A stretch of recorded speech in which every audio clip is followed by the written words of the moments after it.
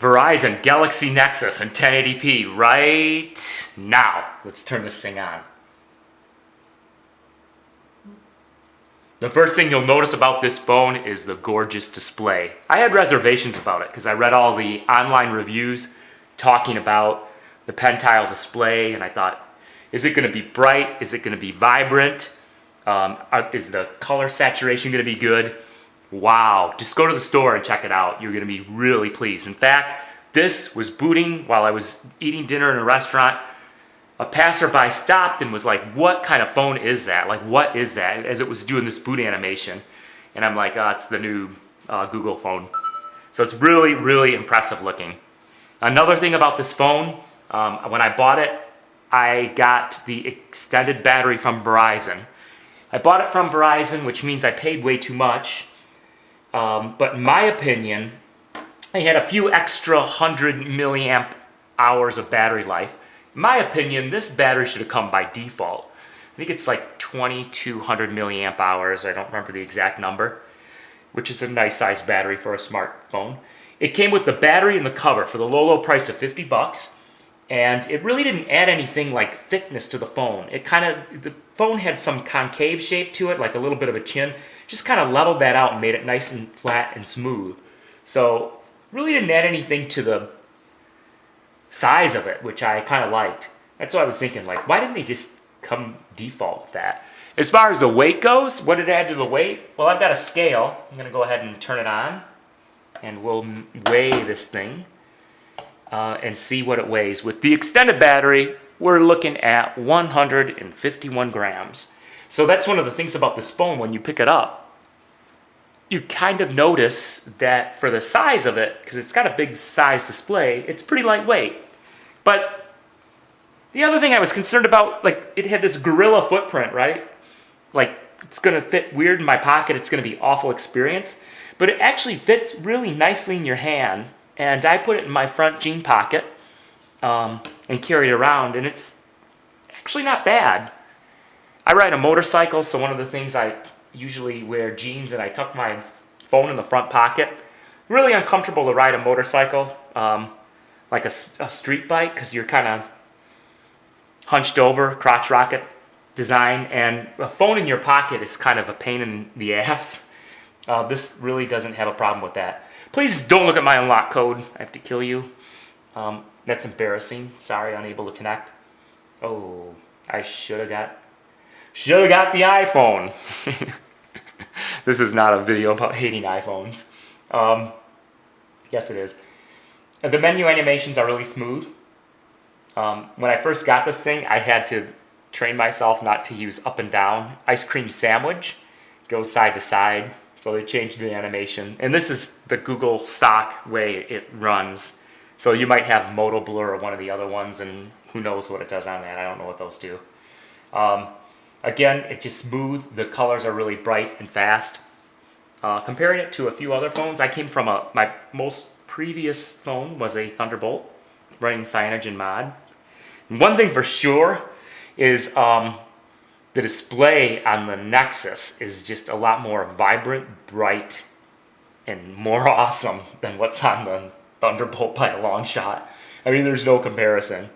It probably shows up in the video, but it really shows up if you're standing here. I've also had other phones.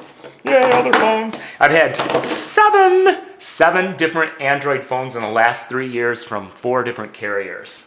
Yeah, I got issues. But I can say that this phone, both hardware and software, is way better than anything else that I had. I had the original Nexus 1, which is an awesome phone. The Galaxy Nexus is thinner and obviously a bigger display. Probably, maybe lighter. I wonder if it is lighter. You know what? This is what I mean by really big. I'm going to weigh this guy. Check this out. This is with the regular battery, 132 grams, which means this is only like 19 grams heavier. Even though, I mean, look at the difference in the size of these phones. 19 grams heavier. It's really weird. It's some kind of devil magic. Anyway, I also had a Evo, the original Evo from Sprint with WiMAX. It was supposed to be an iPhone killer or something. What a joke! It was a good phone actually, but it's just not in the original Samsung that I imported from Europe. This is the original Samsung Galaxy. I think it was i7500. A lot of money. I traded my middle nut for that. Ouch.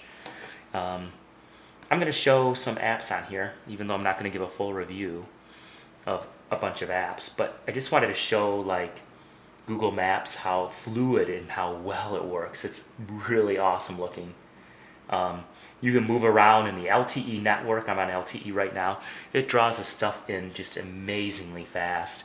And if you are on LTE and you have the latest Google Maps, you can do all the neat things like turning the maps around in circles, turning the phone too. You can do all those things. You can do the tilt. So the speed of this network is just phenomenal. I live 30 miles outside of Chicago, so it's kind of in a cornfield, and I don't get very good LTE signal out here. And that's the disclaimer, but I am going to do a speed test because we're bold and brave. It's going to be slow. There's cornfields by my house. Ouch. Yeah, this is not... Oh. It's hurting me. I mean, really, it's hurting me. So I got 12.6 meg down and 5.5 meg up. Typically, LTE, when I get in the city, I'm getting 30 meg down and 12 meg up. So that's a lot faster. If you're on AT&T's network, you're not going to get anything near this. I haven't been on their new LTE network yet, AT&T's. But on AT&T, if you have an iPhone, I mean, go ahead and give this test a try. You're probably going to get about 3 meg down, and I don't know what you would get up, but probably something about the same or slower. So it is incredibly fast network. The network in Chicago has been rolled out for over a year, and I've had it the whole time. And it's been very, very consistent. It has not suffered from loading, like people are saying, oh, it'll get loaded down. That's not the case.